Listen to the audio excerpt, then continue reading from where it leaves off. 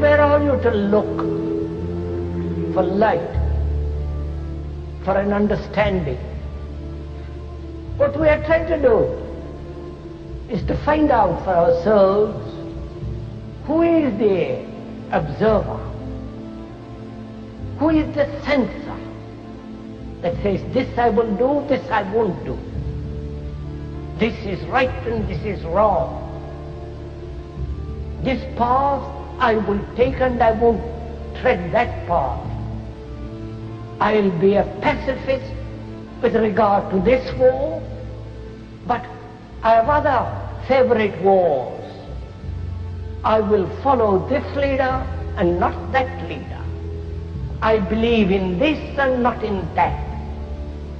I will hold this prejudice and reject that. Knowing, if you have observed yourself, that you are a fragmented human being. And therefore, being fragmented, contradictory, living in constant conflict, and knowing this conflict, one fragment of this many, many fragments takes charge, becomes the authority, the censor, and his observation must inevitably be contradictory. Right? I hope you're following all this. If one fragment, one part of you assumes the authority of the analyzer over the other fragments, why has he assumed that authority? And can he, one fragment, analyze the rest of the other fragments? See how dreadfully complex it has all become. Whether you are analyzed by a professional or you analyze yourself, it is still the same pattern. So it's very important to find out how to observe all these many contradictions which make up our life. How to observe the whole of those fragments without another fragment taking place. But it's very important to find out, because as long as there is contradiction, division in oneself, there must be conflict, there must be violence, which expresses itself in the world, outside, in society. And as long as this fragmentation exists within one, there can be no peace. And a man who really deeply wants to understand and live a peaceful life, a life of love, must understand this question completely. Therefore it's a very serious matter. Not just an afternoon's listening to a few words. We are dealing with the whole problem of existence.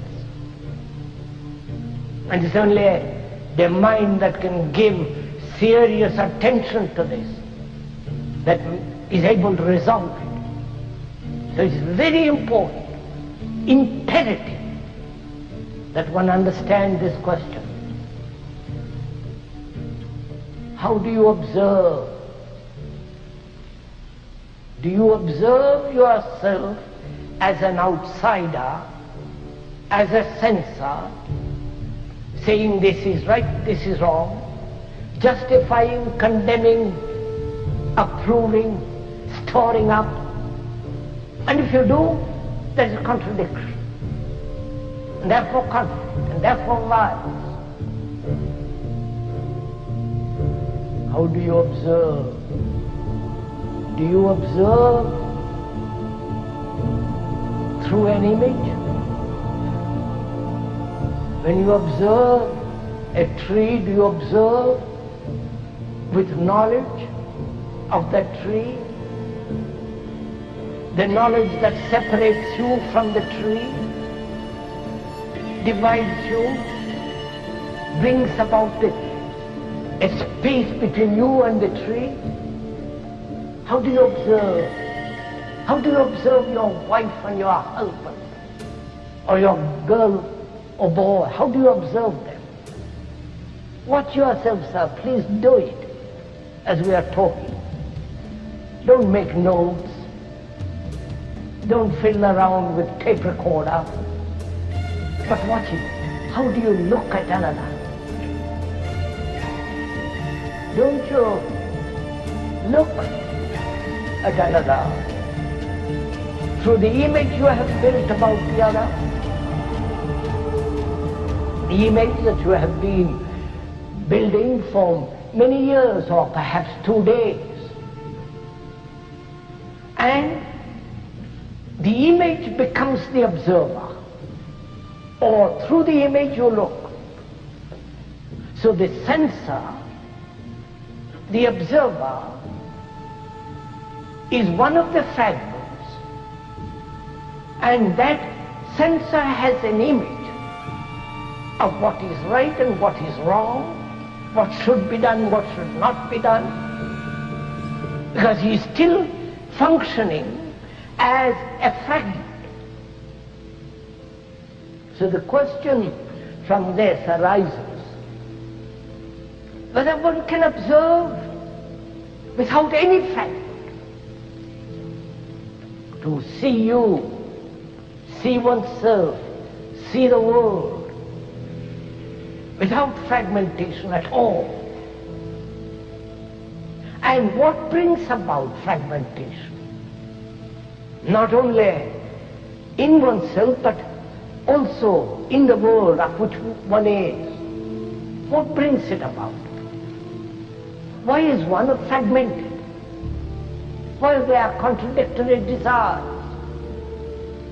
Right? Now, why is one violent? Which is part of contradiction. There are many causes why human beings are violent. Lack of physical space. Human beings who have evolved from the animal, and the animals are very aggressive. And people love being aggressive, feeling inferior, and they want to be superior. And so on. That many causes. And most of us spend our time discussing the causes, explaining the causes. Each professor, each specialist, each writer, according to his conditioning, explains the causes. Volumes are written why human beings are violent. But at the end of the volume, human beings still remain violent. So, the description is not the described, and therefore is of very little value. You know why you are violent very well. You haven't got to spend years trying to find out the cause of your violence, which is such a waste of time. But to observe violence as it is, without the censor, who then separates himself from the fact that he is violent. Let's suppose I am violent. Anger, jealousy, brutality, driving ambition that brings about competition. And I'm always measuring myself against somebody else. And this comparison makes me feel I'm inferior to you who are superior.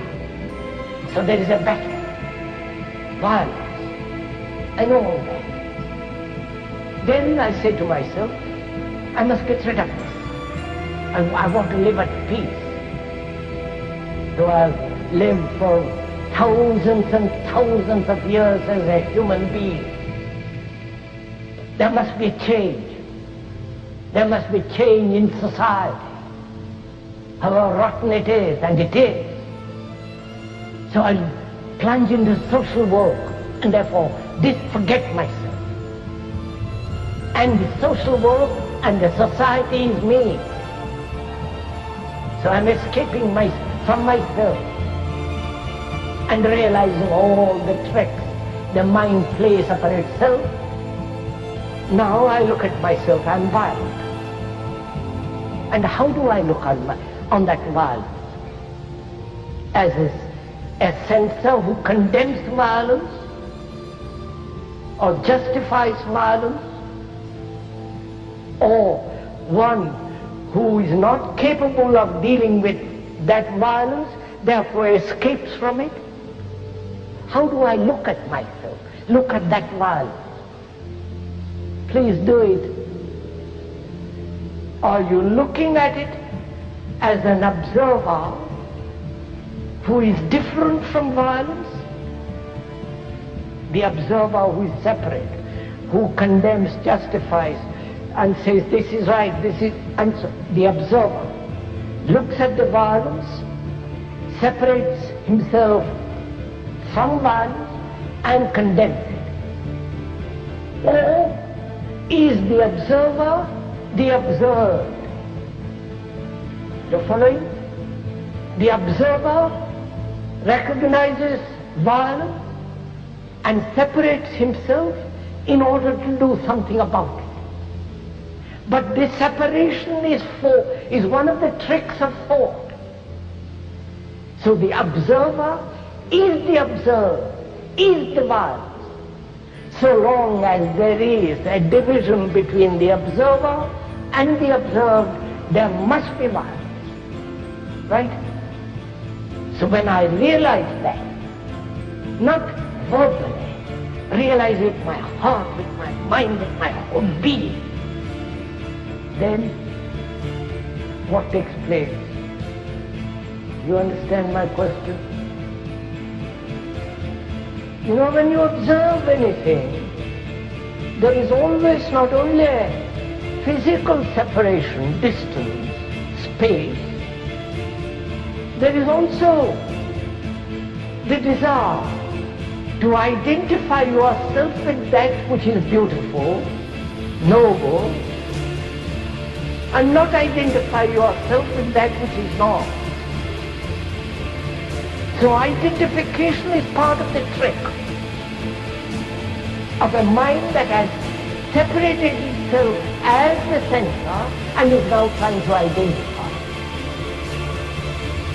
But whereas, when the observer becomes aware that he is part of the observed, and he is, and therefore no image between the observer and the observed, then you will find that conflict completely comes to an end. This is real meditation. This is not just a trick. It's very important, imperative, that one understand oneself deeply, understand all the responses, the conditions, the various temperaments, characteristics, tendencies, just to watch without the observer. And that is the act of learning. And so that's the act, that is the action. There is a difficulty in this. One is observing oneself. One wants to learn about oneself. The more you discover, the more you understand, the greater the freedom.